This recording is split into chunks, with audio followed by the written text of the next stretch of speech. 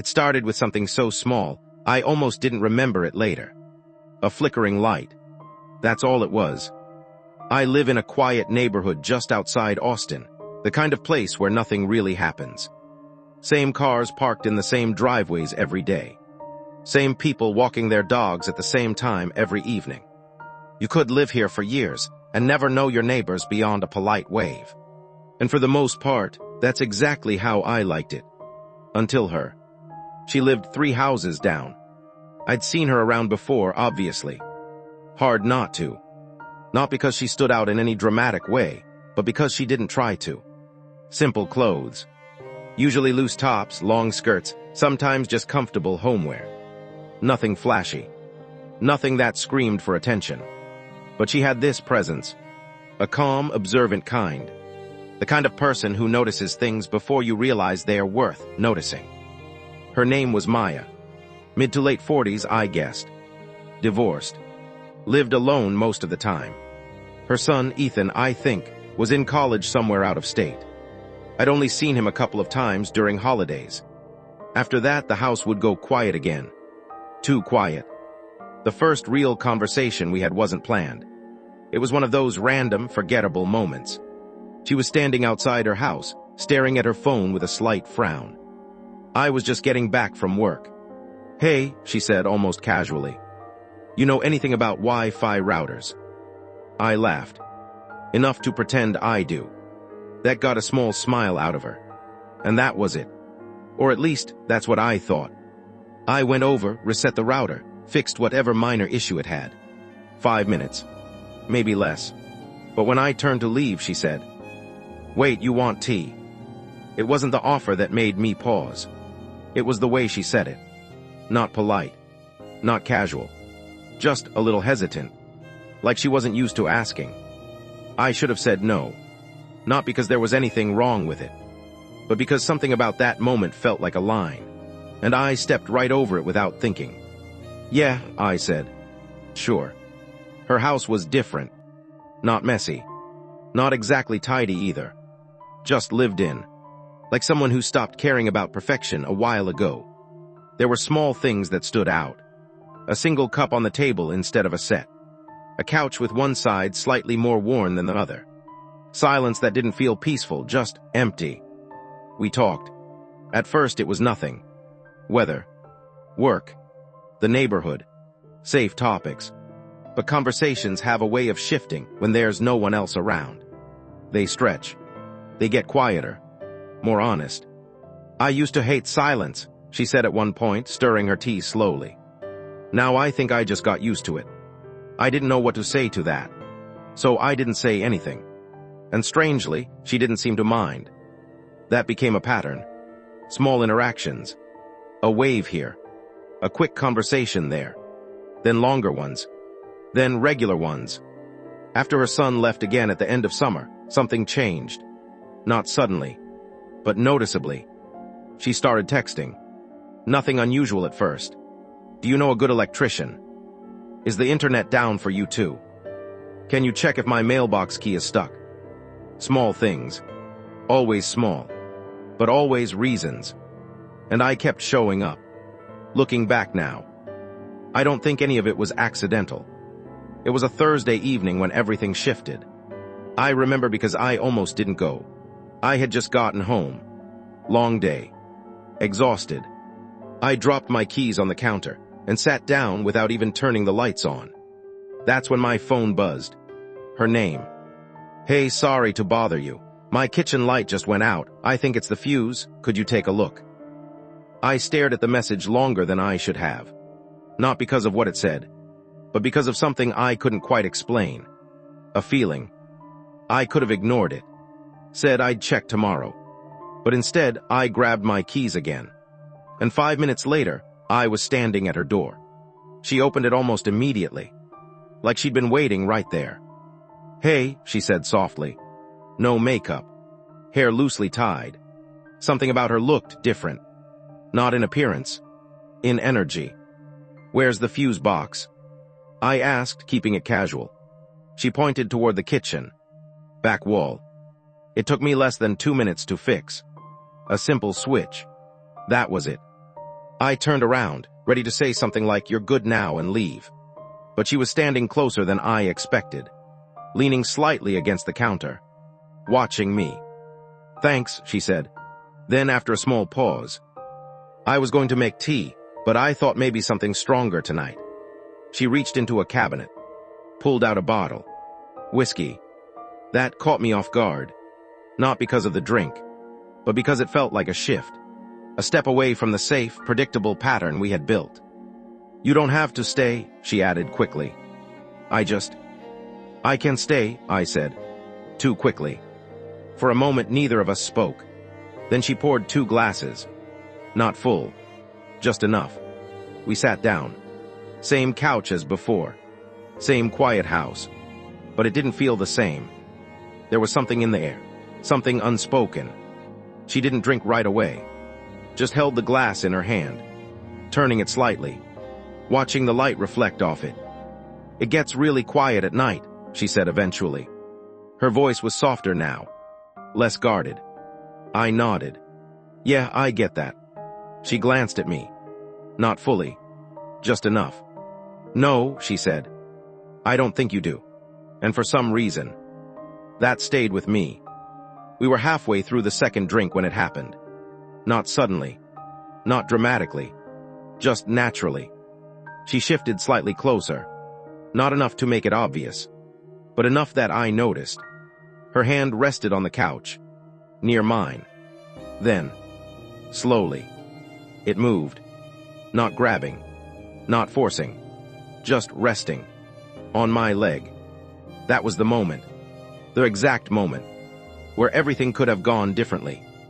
I could have moved, said something, created distance, reset the line. But I didn't. And neither did she. The silence stretched, thicker now, heavier. I turned my head slightly. She was already looking at me. There was no hesitation in her eyes now. No uncertainty. Just something real. Something that had been building for weeks.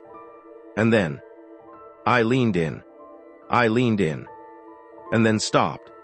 Not because I changed my mind, but because something about the moment felt heavier than it should have. She noticed. Of course she did. She always noticed. For a second, neither of us moved. Her hand was still resting on my leg, but now it felt different. Not casual anymore. Not accidental. "You don't have to," she said quietly. But the words didn't match her eyes. "I know," I replied. And that was the problem. I did know. That's when she pulled her hand back. Not abruptly. Just enough to create space. And somehow, that made it harder to leave. We didn't talk about it. Not then. Instead, she stood up, walked toward the kitchen, and said, "I think that's enough for tonight." It sounded like a conclusion, but it didn't feel like one. I left through the front door this time. No secrecy. No awkwardness. At least, not on the surface. But the moment followed me home. The next morning felt normal. Too normal. Same street. Same quiet. Same routine. I stepped outside to grab my mail. And there she was, across the street, watering her plants. She looked up, saw me, smiled. A completely normal smile. The kind you'd give any neighbor. "Morning," she said. Morning. That was it. No tension. No hint of what almost happened. And yet, something had changed. It was subtle, but undeniable.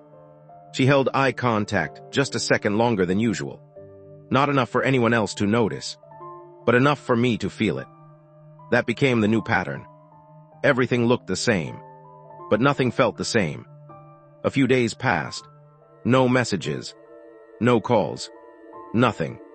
And just when I started to think maybe I imagined the whole thing, my phone buzzed. "Hey, are you heading out? Could you grab milk if you're going to the store?" I stared at the message. Read it twice. It was such a normal request. So simple.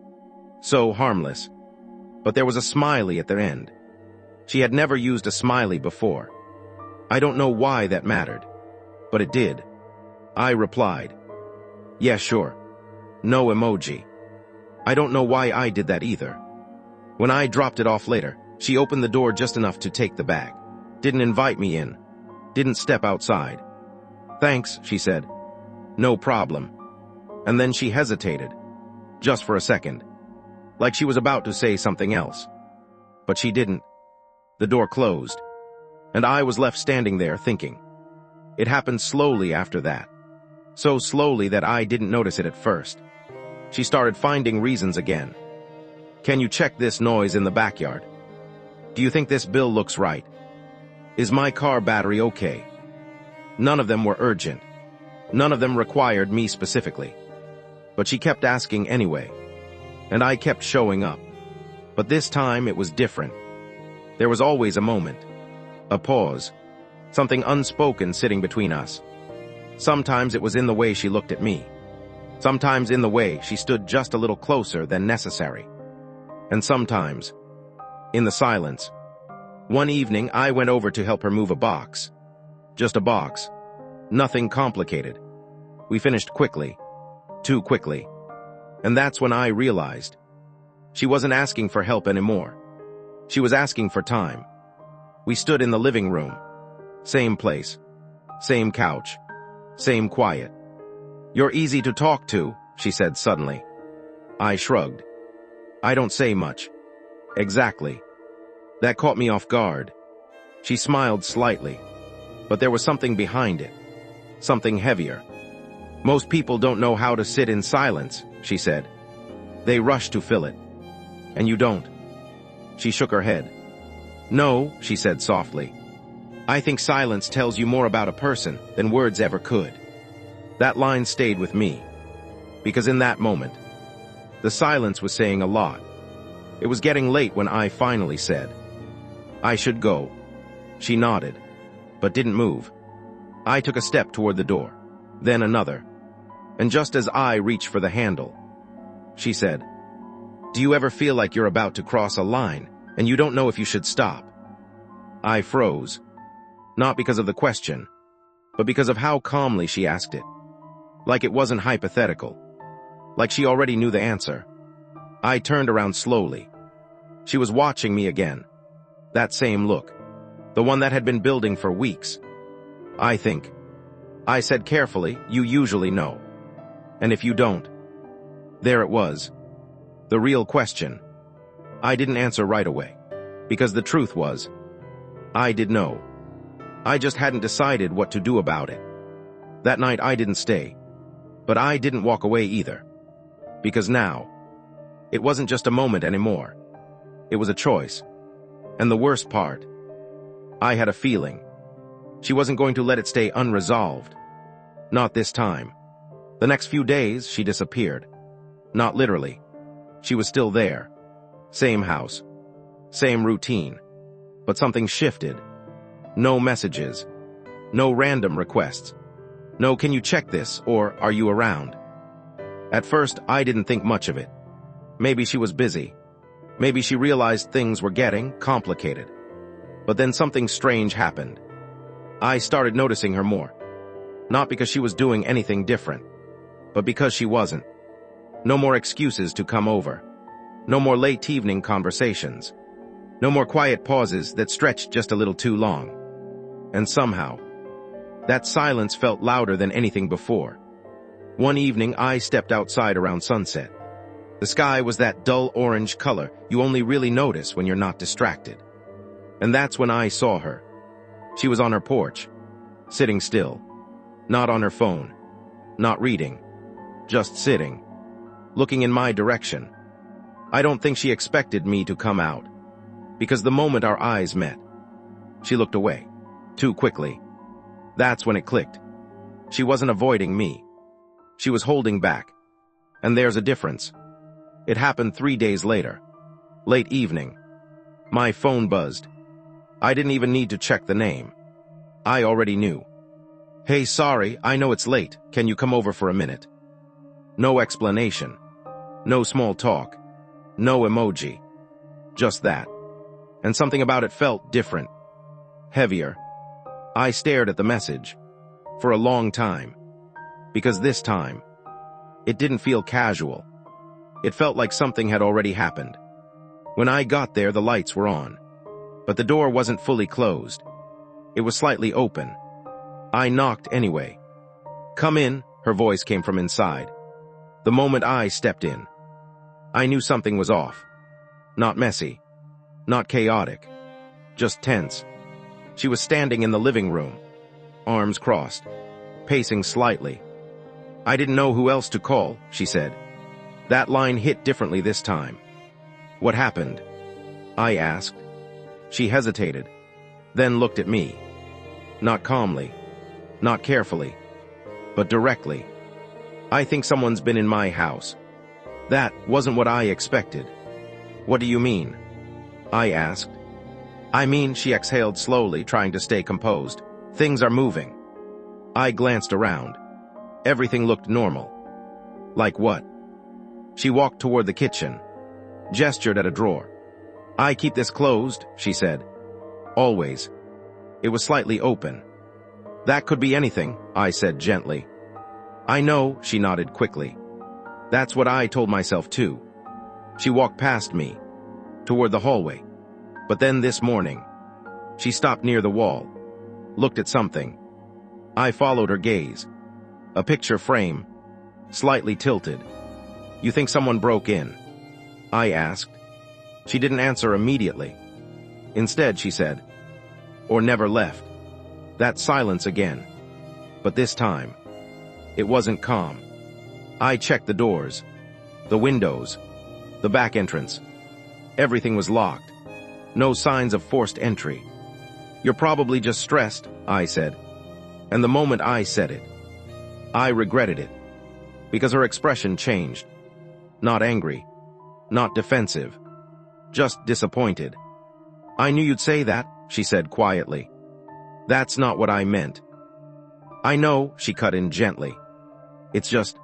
She paused, looked around her own house like it didn't fully belong to her anymore.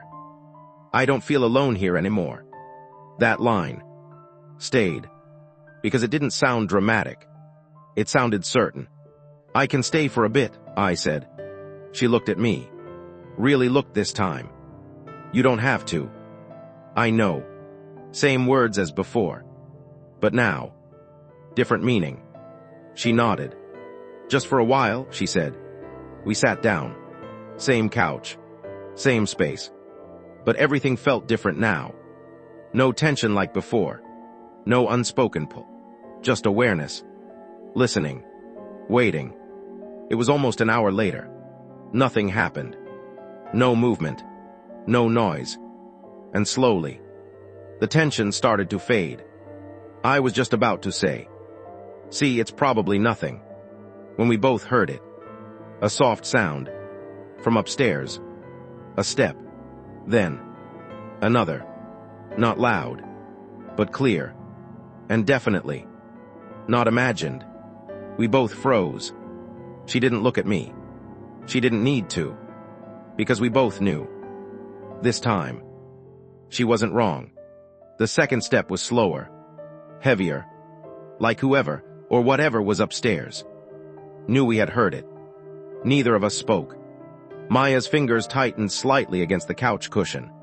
I noticed it, because everything felt sharper now. "Did you?" I started. "Yes," she whispered. No panic. No screaming. Just confirmation. That made it worse. We didn't rush upstairs. That's the strange part. In movies, people react immediately. Run toward the sound. Call out. But real life doesn't work like that. In real life, you wait. Because a part of you is still hoping. You're wrong. We sat there for a full minute. Maybe more. Listening. Nothing. No footsteps. No movement. Just silence again. But now, it wasn't the same silence as before. This one felt like it was watching us back. "I'm going to check," I said finally. Maya shook her head immediately. No, it wasn't fear. It was instinct. "We don't know what's up there," she added. "That's exactly why we should check." Even as I said it, I wasn't fully convinced. But standing there doing nothing, that felt worse. She stood up slowly. "I'm not staying down here alone." That made sense. So now, it wasn't a choice anymore. The staircase felt longer than it should have. Every step creaked slightly. Not loud, but loud enough. Halfway up, I stopped, because something felt off. Not a sound, not movement, just a feeling. Like the air upstairs was different, heavier. Maya was right behind me, closer than usual. Not out of fear, out of awareness. At the top, everything looked normal. That's what made it worse. The hallway light was on, doors closed, nothing out of place. I glanced back at Maya. She shook her head slightly, as if to say, "This is exactly how it was before." I opened the first door slowly. Bathroom, empty. Second door, guest room. Bed untouched. Everything still. Nothing. And for a brief moment, I felt stupid. Maybe it was nothing. Maybe we both just heard something that wasn't there.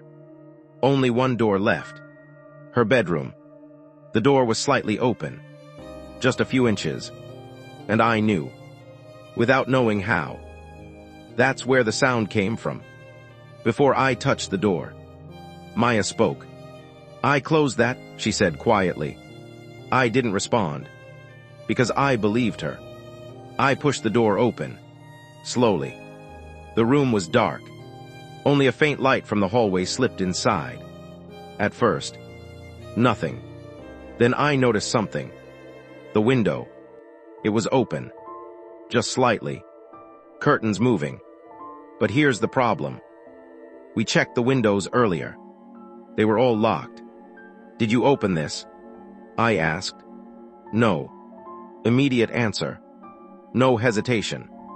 And that's when the situation changed. Because now, there was no more maybe. Someone had been here. Recently. I stepped closer to the window.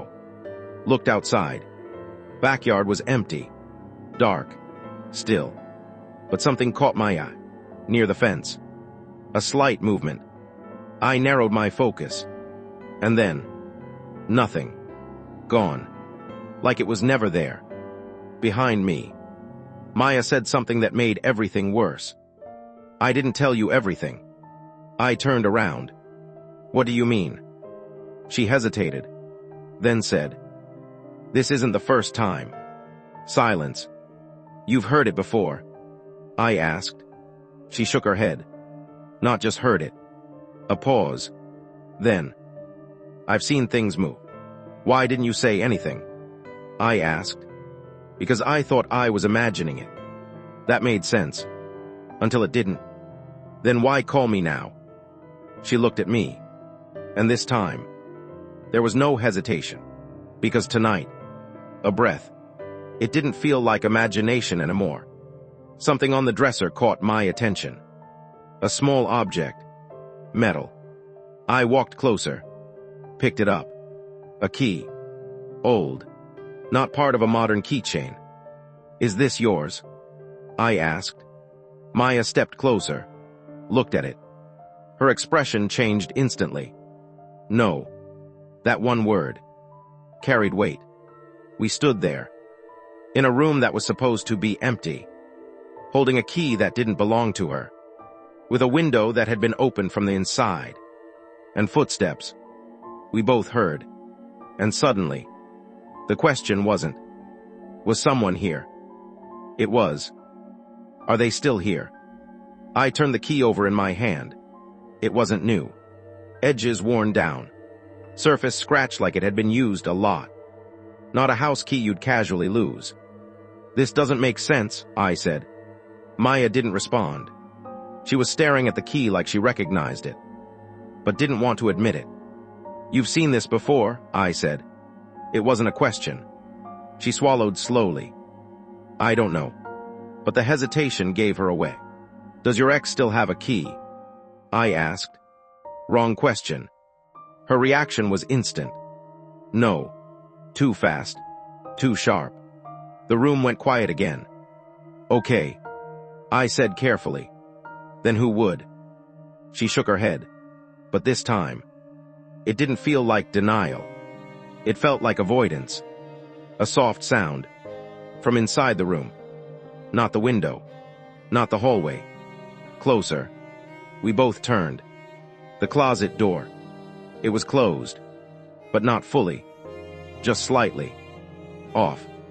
I didn't open that, Maya whispered. I stepped forward slowly. Every instinct in my body said, don't. But I did anyway. I opened the closet door. Nothing. Clothes hanging.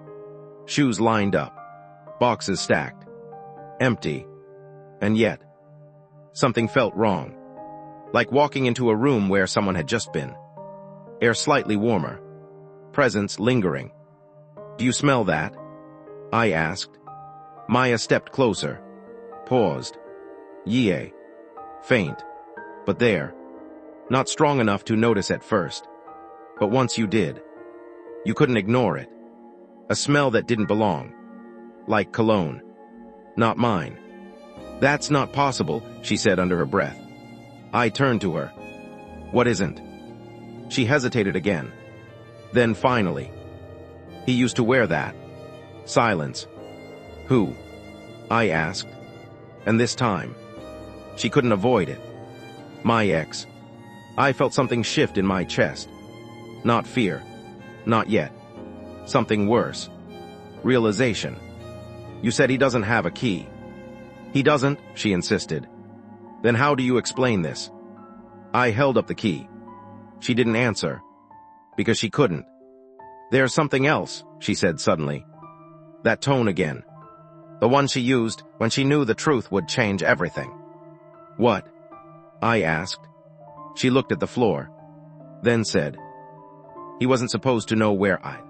That landed hard. What do you mean wasn't supposed to? She exhaled slowly. I didn't tell him. Now everything felt different. Then how would he find you? I asked. She shook her head. I don't know. But the way she said it didn't sound like confusion. It sounded like fear she had been holding in for a long time. How long has this been happening? I asked. She hesitated. Then, a few weeks.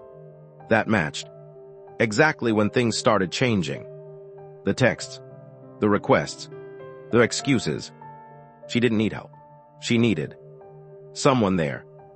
There's one more thing, she said quietly. And I already knew. I wasn't going to like it. Sometimes. She paused. I feel like I'm being watched. Silence. Even when I'm alone. That line changed everything.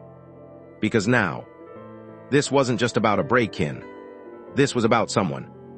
Staying close. Just as I was about to respond. We heard it again. This time. Closer. Not upstairs. Not outside. Right behind us. A faint shift. Like something brushing against the wall. Inside the room. We both turned at the same time. Nothing there. But the closet door was moving.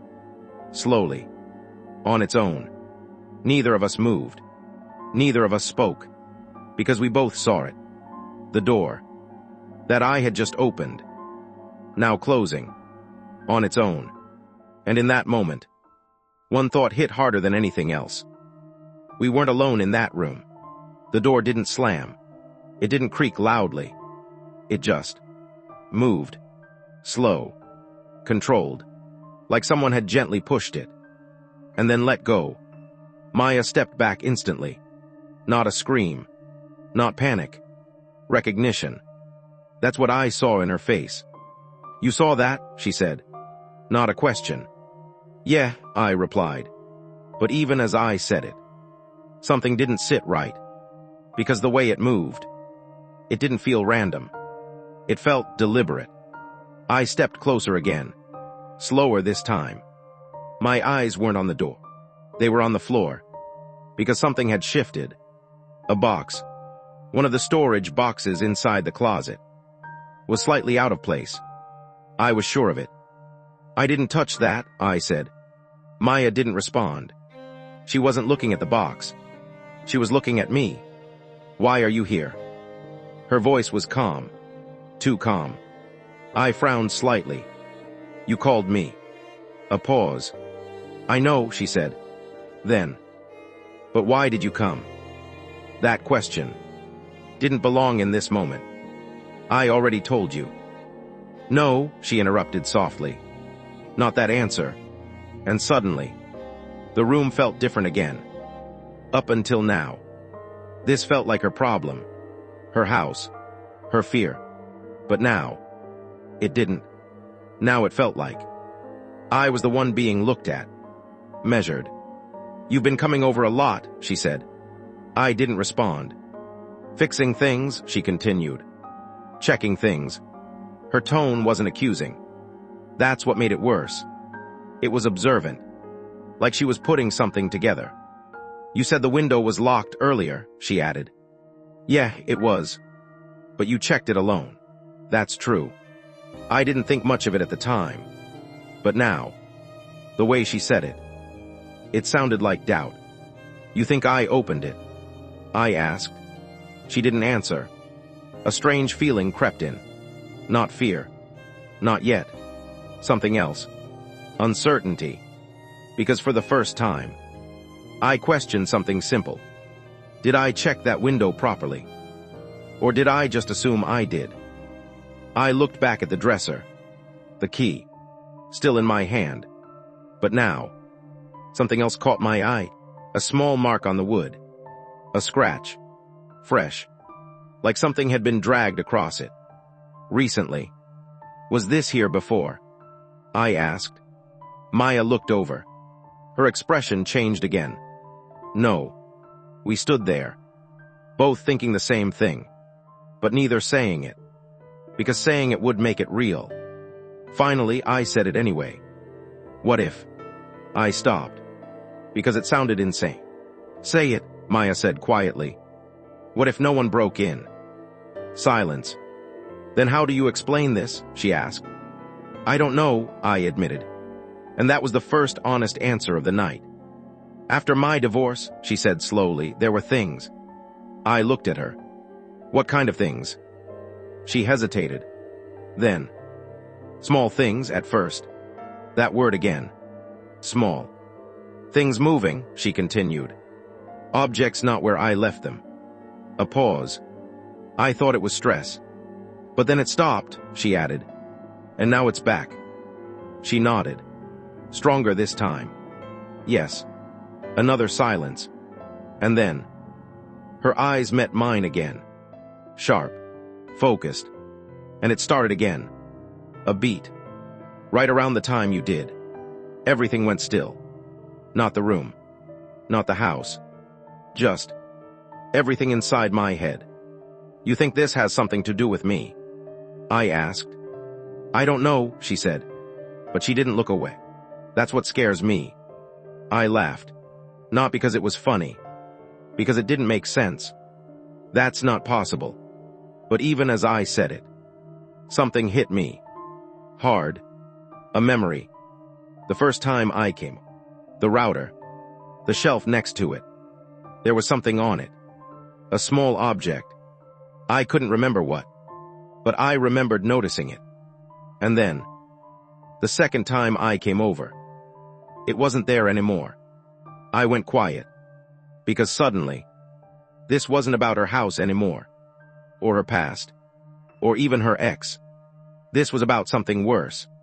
Something I didn't want to consider. What if? The reason things felt off wasn't because someone else had been here, but because something didn't add up about me being here at all. I didn't respond right away, not because I didn't have something to say, but because I was watching her, really watching her, the way her eyes held mine, too steady, too controlled. People who are scared don't look like that. They look around. They break eye contact. They search for reassurance. She wasn't doing any of that. She was studying me. How long have you been living here? I asked.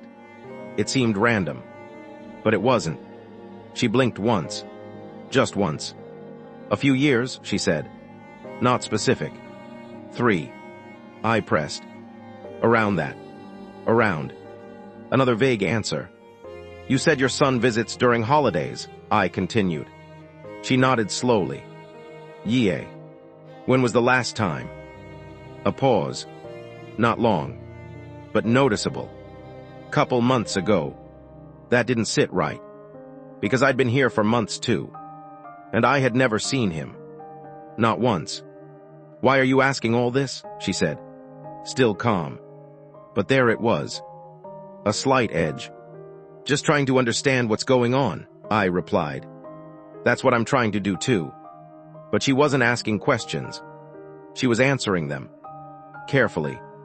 I glanced around the room again. Not for movement. For details. That's when I saw it.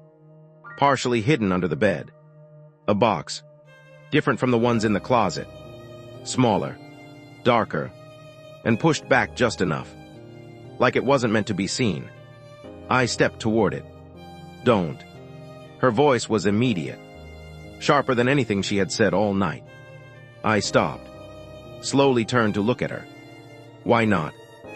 A pause. It's just old stuff, she said. But she didn't move. Didn't come closer. Didn't try to explain for. This was it. One of those moments where you either let it go, or you don't. And once you don't, there's no going back. I crouched down anyway. Maya. Too late. I pulled it out. It was heavier than it looked. That was the first thing I noticed. The second. It was locked. Not with a latch. With a small metal loop. And something clicked in my head instantly. The key. Still in my hand. I held the key up. Looked at the box. Then at her. Where did you say this came from? Silence. Maya. She exhaled slowly. I didn't. You knew what it was, I said. She didn't deny it this time. I had a feeling, she replied. That's not the same thing. No, she said quietly. It's not. I told you my ex didn't know where I live, she said. Yeah. That wasn't entirely true. There it was. The crack. How much of it wasn't true? I asked. She looked down. He tried to find me. After the divorce, he didn't take it well, she continued. That was an understatement. You could hear it. He kept showing up, she added. Calling, messaging, waiting outside places. Did you report it? Yes. And? Nothing stuck. Of course. So you moved here to get away from him, I said. She nodded. And you think he found you? A pause. Then. I think he never stopped looking. The room felt smaller now. Tighter. Then what's in the box? I asked. She didn't answer immediately. Because she already knew. And she didn't want to say it out loud. Finally. Open it. I slid the key into the lock.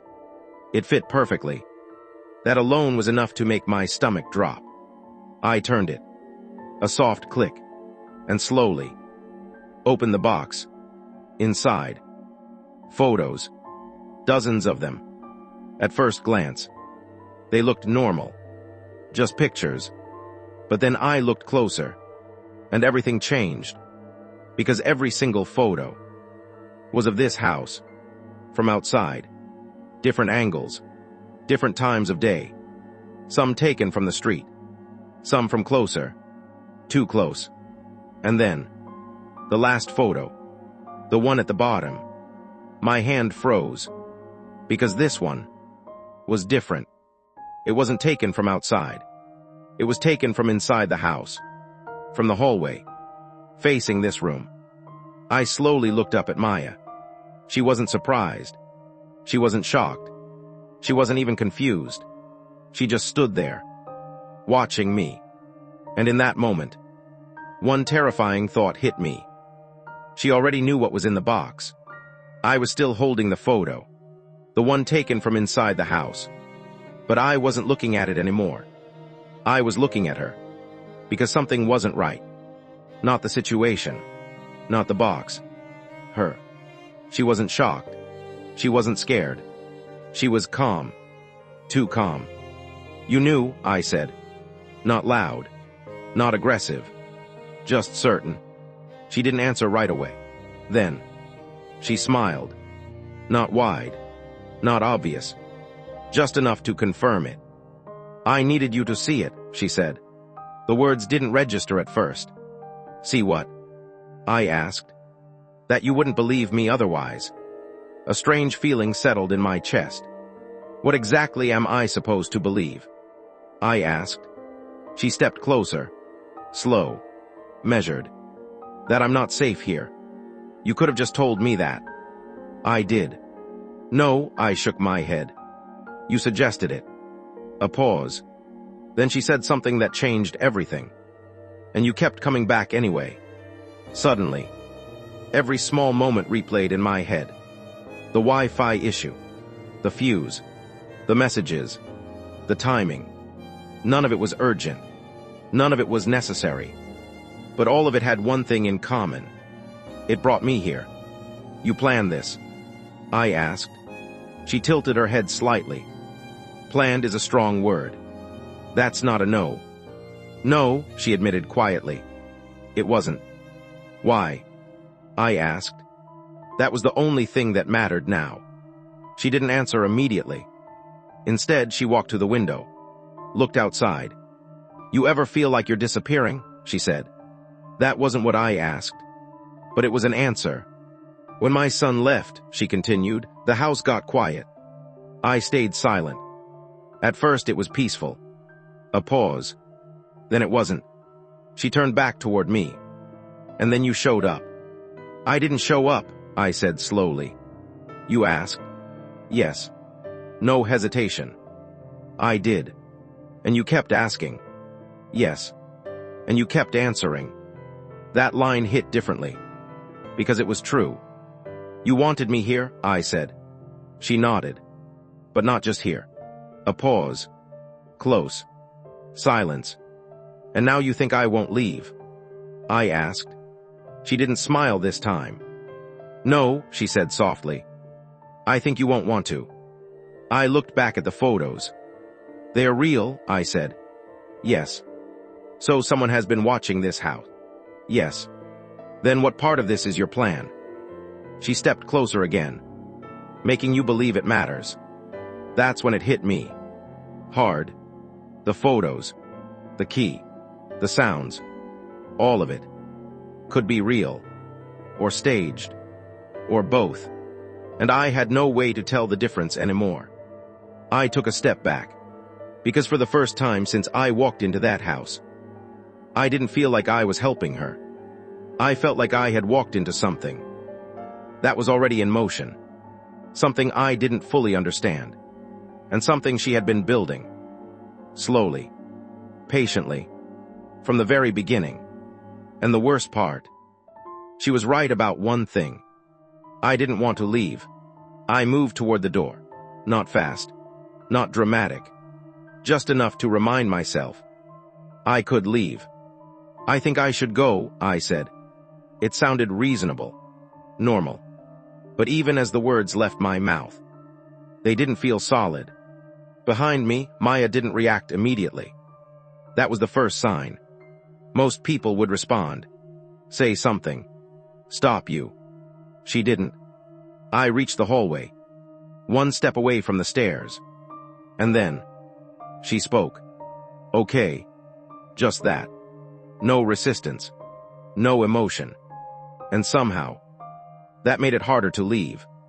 I stopped. Not because she asked me to. Because something didn't feel finished. Like walking out in the middle of a conversation that never actually ended. You're not going to say anything else? I asked. I don't know why I asked that. But I did. What do you want me to say? She replied calmly. I turned slightly. I don't know anything. She stepped into the hallway now. Slow. Measured. You already made up your mind, didn't you? That wasn't true. But hearing it said like that made it feel like it was. I just think this is getting complicated, I said.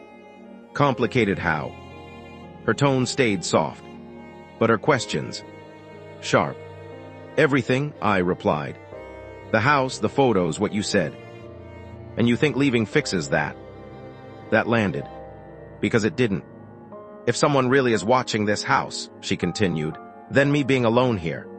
She didn't finish the sentence. She didn't need to. The implication hung there.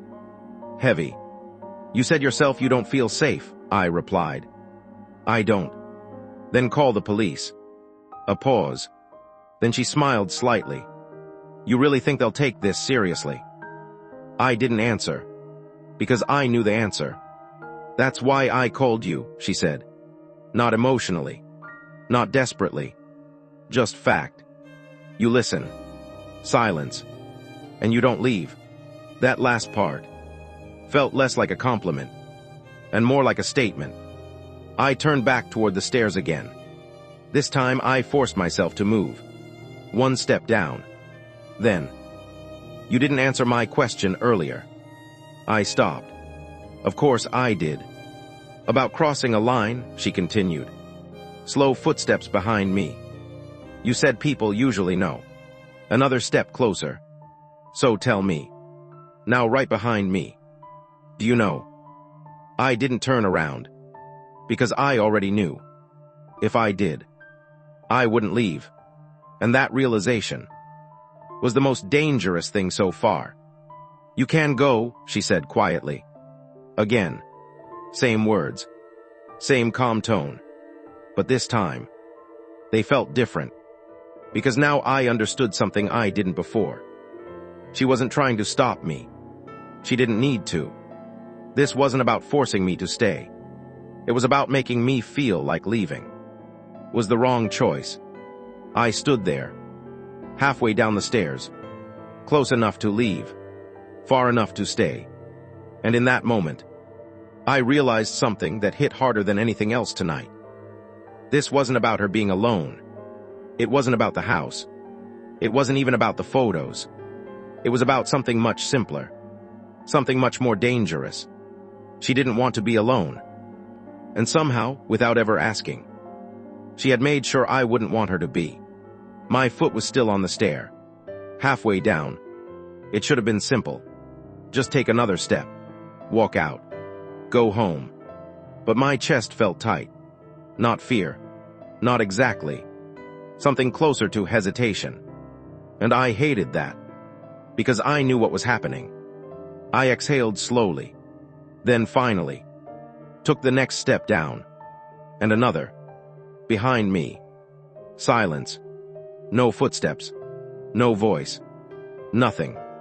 But that silence. It wasn't empty. It was waiting. By the time I reached the bottom of the stairs, my hand was already tightening. Not on anything. Just clenching. Because every instinct was split in two directions. One part of me was saying, leave. Now. The other part, quieter, but stronger, stay.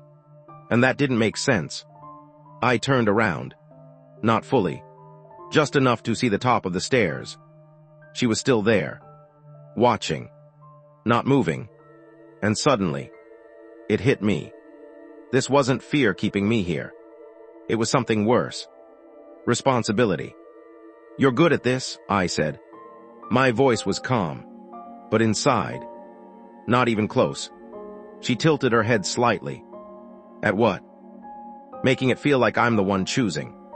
A pause. And for the first time, her expression shifted. Just a little. You think I'm controlling you? She asked. I think you're not being honest, I replied. That landed. Not loudly, but deeply. Because now, I wasn't just thinking.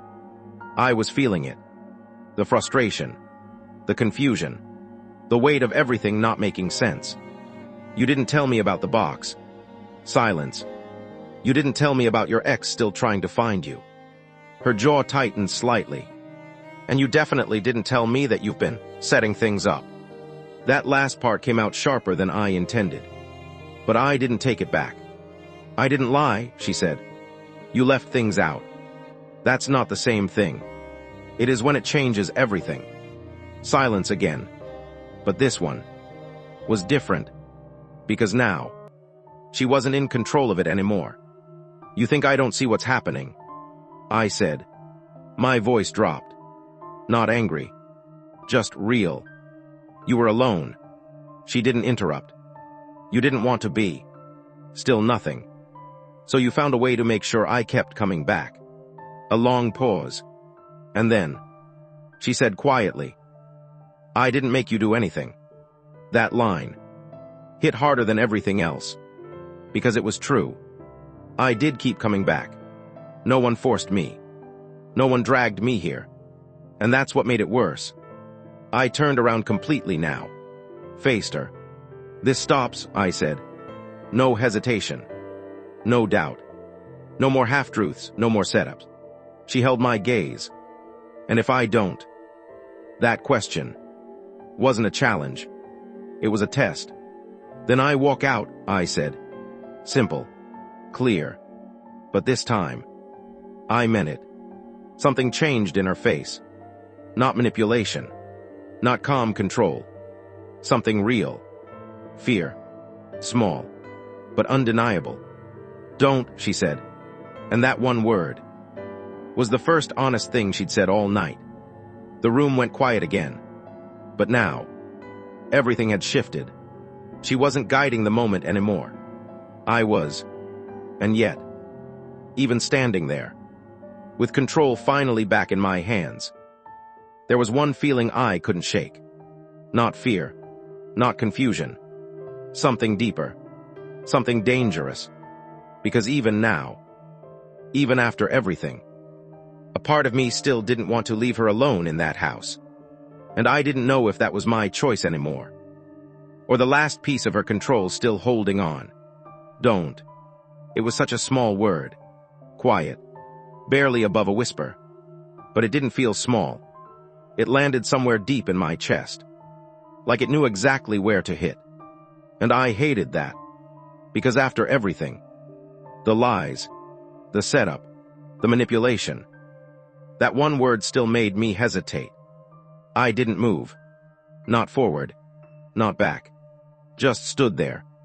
And for the first time that night, I stopped thinking and started feeling everything at once.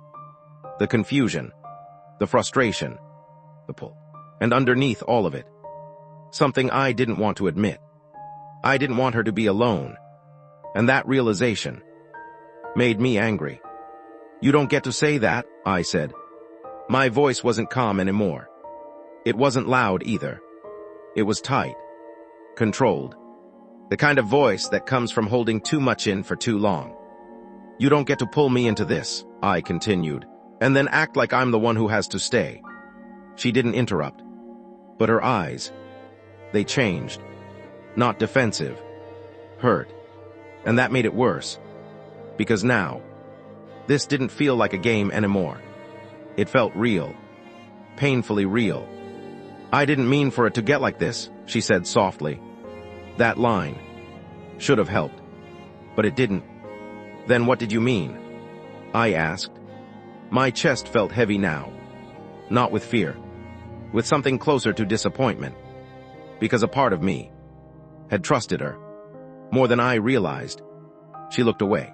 And for the first time since I met her, she didn't look in control. She looked tired. I just didn't want to disappear, she said. That word again. Disappear. But this time, it wasn't abstract. It was personal. When my son left, she continued, her voice softer now, the house didn't just get quiet. A pause. It got empty. Not the same thing. Empty is heavier. Empty stays. And I thought I could handle it, she said. Her hands were shaking slightly now. Not dramatically. Just enough to notice. But then days started blending together, she said. Her voice wasn't steady anymore. I'd wake up and there'd be nothing to do, no one to talk to, no reason to go anywhere. I felt something shift in my chest again. Not sympathy. Something deeper. Understanding. You don't notice it at first, she said. Her eyes met mine again. But then one day, you realized no one would notice if you were gone.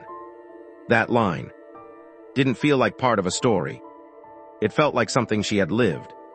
And then you showed up, she said. Her voice steadied slightly. And for the first time in a long time, a pause. I wasn't invisible anymore. I swallowed. Hard. And the box? I asked quietly. She hesitated. Then, I put it there. There it was. Clear. Undeniable. The truth. You staged it, I said. My voice felt distant, even to me. Yes. No hesitation this time. The photos, I asked. Real, she said, but not recent. Another hit. The key. I kept it. Silence. And the sounds.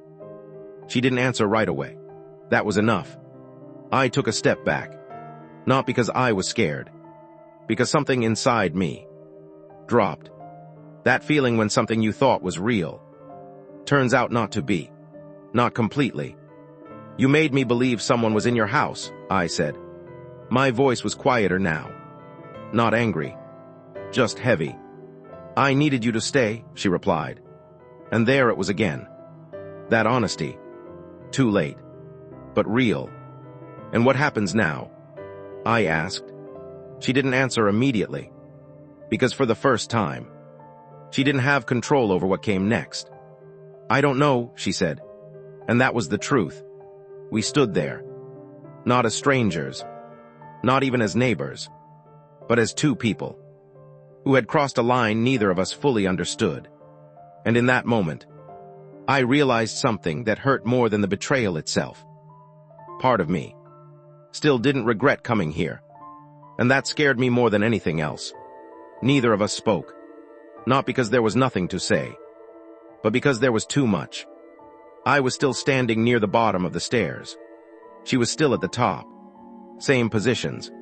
Same house. But everything between us had changed. My fingers flexed slightly at my sides. A nervous habit I didn't even realize I had. I felt exposed. Not physically. Emotionally. Like I had walked into something thinking I understood it. Only to realize I never did. You lied to me, I said finally. My voice was quiet, but it carried. Not anger. Not shouting. Something worse. Disappointment. She didn't defend herself. Didn't argue. She just stood there. Taking it.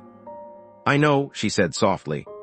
And somehow, that made it heavier. I turned toward the door. This time more firmly. Not hesitating. Not thinking.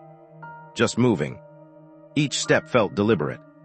Like I was forcing my body to do something my mind wasn't fully ready for.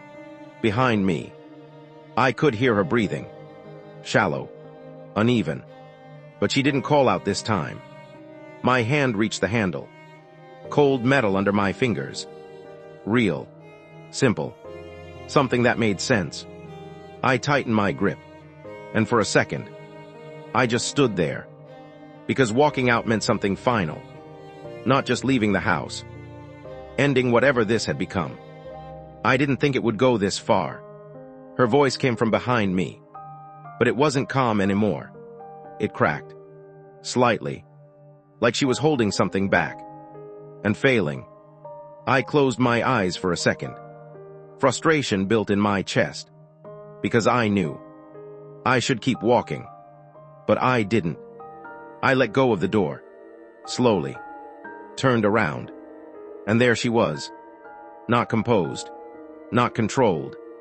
Just standing there. Looking smaller than before. Before I could say anything. There was a knock at the door. Sharp. Unexpected. We both froze. The sound echoed through the house. Louder than it should have been. Another knock. More firm this time. Ma'am, everything okay in there? A man's voice. Not familiar. But close. Very close. I felt my chest tighten instantly. Because in that moment, everything we just said, everything she admitted, was no longer contained. Maya's eyes snapped toward the door. But not with confusion. With recognition. They heard something, she whispered. Heard what? She didn't answer. And that silence said enough. Another knock. Louder. I saw someone moving around upstairs earlier, thought I should check. That line hit hard. Because suddenly, this wasn't just her story anymore. Someone else had seen something. My thoughts started colliding. The sounds, the movement, the staged fear. And now, someone outside saying they saw something. That wasn't me, I said under my breath. I know, Maya replied quickly. Too quickly. She stepped closer. Not controlled. Not calculated. This time. Urgent. You need to go, she said. That hit differently. Because before, she didn't want me to leave. Now, she needed me to. Why? I asked. If they see you here. She stopped. But I understood. This would look wrong. Late night. Closed house. Tension. No explanation would sound normal. I'm not sneaking out, I said. My voice firm now. Not aggressive. Just done with confusion. Her expression changed again. Not manipulation. Not control. Fear. Real fear. This time. The knock turned into a push. The door rattled slightly. Ma'am, I'm calling someone if you don't answer. Now it was serious. Too serious. We stood there. Both breathing a little faster now. The tension wasn't just between us anymore. It was outside. Pressing in. And for the first time, something felt clear. Whatever this was between us, it wasn't private anymore. And the worst part, we weren't even sure what was real anymore. Because now, there were only two possibilities left. Either she wasn't the only one hiding something, or everything we thought was staged just became real. The knock came again, harder this time. The door shook under the force. Ma'am, I'm serious, I'm calling this in. The neighbor's voice wasn't casual anymore. It had urgency in it, concern, and something else. Fear. I felt it in my chest, a sharp, rising tension. Because now this wasn't just about us. Someone outside believed something was wrong. And for the first time, I believed it too. I looked at Maya. Really looked. This wasn't the same woman from 10 minutes ago. The calm, controlled, calculated version of her. Gone. Her breathing was uneven now. Her hands slightly trembling. And her eyes. They weren't on me anymore. They were fixed on the hallway behind me. Hey, I said quietly, stepping closer. Look at me. She didn't. Maya. Nothing. Her lips parted slightly, like she was about to say something, but couldn't. That's when I felt it. Not heard. Not seen. Felt. A shift in there. Subtle. But real. Like the house itself had just exhaled. My body reacted before my mind caught up. I turned. Slowly. At first. Nothing. Just the dim hallway. The same walls. The same shadows. But then, something moved. Not clearly. Not fully. Just a shape. At the far end. Gone the second I focused on it. My chest tightened instantly. Adrenaline hit fast. That wasn't you, right? I said, my voice lower now. No, Maya whispered. And this time, I believed her. Another knock at the door. Even louder. I'm opening the door if you don't answer. We both flinched slightly, but neither of us moved toward it. Because now, the door wasn't the problem. A step. Clear. From the hallway. Not upstairs. Not outside. Inside. Behind us. My entire body went still. Every muscle locked. Because that sound wasn't imagined. It wasn't subtle. It was real. And it was close. Maya grabbed my arm. Tight. Not controlled. Not planned. Instinct. There's someone here, she whispered. Her voice shaking now. And for the first time, there was no manipulation in it. Only fear. My mind raced back through everything. The photos. The window. The movement. The neighbor seeing something. All of it. Stacking. Not fake. Not staged. Something real had been layered into it. And we missed it. Another step. Closer now. Slower. Deliberate. Like whoever it was knew exactly where we were. Without thinking, I moved. Positioned myself slightly in front of Maya. Not heroically. Not dramatically. Just instinct. Because suddenly, this wasn't about leaving anymore. The front door creaked. The neighbor. Hello. Footsteps entering. Now there were 3 people in the house.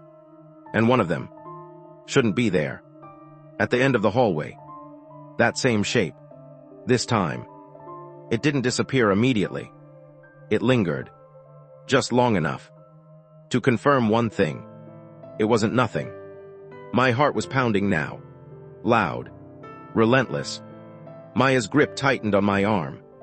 The neighbor's voice echoed from behind us. Is someone else here? But I didn't answer. Because I was staring straight ahead. At the end of that hallway. At something that had been there the whole time. Watching. Waiting. And now, no longer hiding. The figure at the end of the hallway moved. Not fast. Not sudden. Controlled. Like it wasn't scared. Like it had nowhere else to be. My heartbeat was so loud I could barely hear anything else. Maya. I whispered. But she didn't respond. Her grip on my arm tightened. Painfully. Behind us, the front door opened wider. Hey, I'm coming in. Heavy footsteps entered the house. The neighbor. A man in his late 50s, broad build, wearing a jacket like he came out in a hurry. He stepped into the living room. Then stopped. Because he saw us. And he saw the fear on our faces. What's going on here? He asked. His voice lowered instantly. Serious now. There's someone inside, I said. No hesitation. No doubt. The words felt strange leaving my mouth. But they were real. When we looked back, the hallway was empty. Nothing. No movement. No shadow. Just silence. But this time, that silence felt wrong. The neighbor stepped forward. Stay here, he said firmly. But I didn't listen. I couldn't. Because this wasn't just his problem. It wasn't even just her problem anymore. It had become mine. We moved together. Slow steps. Careful. Every creak of the floor felt louder than it should. The hallway stretched longer than before. Or maybe it just felt that way. At the end of the hallway, a door, slightly open, just enough to show darkness inside. Maya stopped behind me. I didn't leave that open, she whispered. I reached for the door. My hand hesitated. Not from fear, but from instinct. Because something inside me said, once you open this, there's no going back. The door creaked open. Dark room. Still air. Nothing obvious. But then, a sound. Behind us. The neighbor grunted. A struggle. A sudden thud. I turned. Fast. Too fast. And saw it. A man. Right behind him. He wasn't wearing anything unusual. Normal clothes. But his face. Calm. Too calm. Like this wasn't chaos to him. Like this was expected. Everything slowed down. The neighbor trying to push him away. Maya gasping behind me. And the intruder's eyes. Locked on me. Not her. Me. You finally came inside. His voice was quiet. Almost conversational. Like we knew each other. But we didn't. What? I said. My voice felt distant. Disconnected. Like I wasn't fully inside my own body. He smiled slightly. Not friendly. Not threatening. Just knowing. Stop. Maya said behind me. Not to him. To me. That's when I felt it. Something click. Something wrong. You knew, I said slowly. I didn't turn around. I didn't need to. The silence behind me confirmed it. I didn't plan this part, she said, her voice shaking. but not completely honest. Not anymore. You said it was all staged, I said. I thought it was, she replied. Thought. That word changed everything. He pushed the neighbor aside. Not violently. Just enough. Controlled again. Like everything he did had purpose. She didn't tell you about me? He asked, looking directly at me. I didn't answer. Because now, I didn't trust anything. I've been here longer than you think, he said. And she knew just not how much. My chest tightened. Because now, the story wasn't about one lie. It was about layers. She wasn't trying to trap you, he continued. She was trying to feel something. I felt something break inside me. Because that part, I believed. So what are you? I asked. My voice steady now. Despite everything. He smiled again. Someone who noticed the same thing she did. What? That people disappear long before they're gone. Maya stepped forward. Tears in her eyes now. Real this time. Please just leave, she said. But it wasn't clear who she was talking to. Me. Or him. P. I looked between them. One person who lied to feel less alone. Another who never hid what he was. And me. Caught in the middle. I stepped back. Slowly. Toward the door. Not running. Not rushing. Just leaving. Because some things aren't meant to be understood. Only survived. As I stepped outside, the cold night air hit my face. Real. Grounded. Behind me. The door closed. Quietly. And I realized something that stayed with me long after that night. It wasn't the lies that scared me. It wasn't the intruder. It wasn't even her. It was how easily I had become part of something I didn't understand. And how hard it was to walk away from it. Because sometimes, the most dangerous thing isn't being pulled into someone else's world. It's realizing you didn't want to leave.